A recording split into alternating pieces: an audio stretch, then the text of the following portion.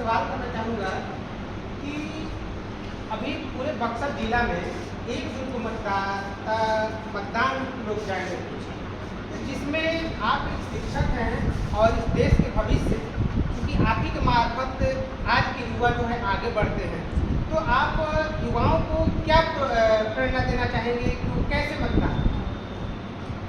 मैं ये प्रेरणा देना चाहता हूँ अपने युवाओं को, या फिर पूरे भारतवर्ष के जितने भी युवा हैं, चाहे वो डीसीसी से हो या फिर कहीं से, मैं ये बताना चाहता हूँ कि ये जो आपका एक मतदान आया है वो एज आप एक फेस्टिवल समझे, एक पर्व समझे। अगर आप इस पर्व का यूटिलाइजेशन करते हैं तो आगे आने वाली जितनी भी पीढ़ियाँ होंगी ना, वो हमारी सुरक्षित ढंग से आगे बढ़ती रहेंगी, ठीक है। और मैं ये बात कहना चाहता हूँ कि हमारा प्रथम अधिकार एक वोट देने का अधिकार से ही शुरू होता है। अगर हम इसका यूटिलाइजेशन अच्छे ढंग से करते हैं तो इनडायरेक्टली एक अच्छे समाज का निर्माण होता है, ठीक है। और तो आप मतदान पहले दे चुके होंगे जी। तो पहले की अपेक्षा देखते थे कि लोग जा नहीं रहे थे, तो इस बार आपके मार्फत, मतलब कि आपकी संस्था के द्वारा और आपके द्वारा क्या दायित्व होगा कि आप क्या करना चाहेंगे ताकि समाज हमारा अधिक से अधिक वोट दे और एक अच्छे नेता का चुनाव? हम लोग शिक्षा जगत से जुड़े हुए हैं, इनडायरेक्टली हम लोग का एक बात यहाँ 100 बच्चे जो बैठे हैं उनके कानों में प्रेषित हो रहा है। तो हम लोग का कर्तव्य ये बनता है कि मैं आपसे कहूँ, आप अपने घर से कहें और घर वाले इनडायरेक्टली पड़ोसी से कहें कि इस बार का जो वोटिंग है क्यों ना हम लोग साथ चल के करें, ठीक है। और मेरा सर यही दायित्व होगा कि अगर आप युवा हैं तो आप बुजुर्ग को उस पर्व को मनाने के लिए वहां पर ले जाए, ताकि बुजुर्ग लोग कुछ बातें आपको पहले की बातें बताएं कि पहले की राजनीति क्या थी और आज की राजनीति क्या है, पहले के लोगों का दिमाग में क्या बातें आती थी और आज भी क्या आता है। मैं एक बात बताना चाहता हूँ कि हम लोग युवा पीढ़ी, हम लोग पढ़ रहे हैं, तो आप कम से कम समाज में ये भी प्रेषित करें कि ये जातिवाद का पर्व बिल्कुल नहीं है, ये हमारी स्वतंत्रता का पर्व है।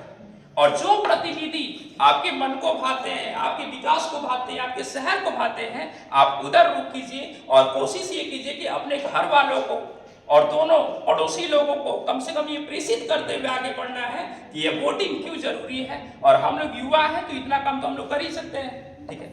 सर आप कंपटीशन पढ़ाते हैं जी, तो इस कंपटीशन पढ़ाते हैं तो बच्चों को राजनीतिक शास्त्र भी पढ़ाते होंगे, राजनीतिक बारे, तो एक कैसा नेता का चुनाव करना चाहिए हमें?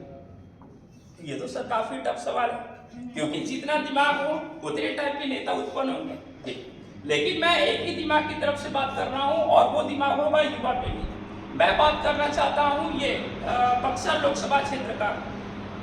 पिछले कुछ दिनों में मैं राजनीति की तरफ ज्यादा इंटर नहीं करूंगा, लेकिन अगर मेरा मुद्दा अगर आप सुनिएगा तो यही बस एक ही निकल के आएगा कि आज के युवा डर रहे हैं सिर्फ और सिर्फ एक मुद्दा है सर, बेरोजगारी। अगर बेरोजगारी दूर हो तो कोई भी युवा पीछे हटेगा नहीं, चाहे वो पढ़ने में हो या फिर काम करने में हो। बिहार एक लेबोरियस राज्य है और वो इतना मानिए कि अगर पढ़ाई में पैदा होते हैं तो यूपीएससी तक क्रैक करते हैं, और अगर मेहनत में पैदा हुए तो पूरे मुंबई पर कायम करते हैं। मुंबई, गुजरात सारे देखिए, सारे बिहारी भरे, यानी कि मानसिकता भी उनका पूरी तरह विकसित है और इनडायरेक्टली फिजिकली भी वो बहुत सारे विकसित है। लेकिन मैं यहाँ के प्रतिनिधि से ये गुजारिश करना चाहता हूँ, मेरे दिमाग के ऊपर अगर आप थोड़ा सा सोचिएगा तो युवा पीढ़ी को बढ़ाने के लिए थोड़ा सा काम कीजिए। यहाँ की शिक्षा स्तर बहुत डूब गई है, चरमरा गई है, जिसको बढ़ाने के लिए थोड़ा सा काम किया जाए। हाँ, जो प्रतिनिधि इस पर काम करेंगे, शिक्षा है, स्वास्थ्य है और ये गोला रोड यातायात है, जो लोग इन तीनों पर काम करेंगे, मैं ये जानता हूँ कि मैं उनको वोट दूंगा और पूरा युवा शक्ति उधर ही मूव करेंगे।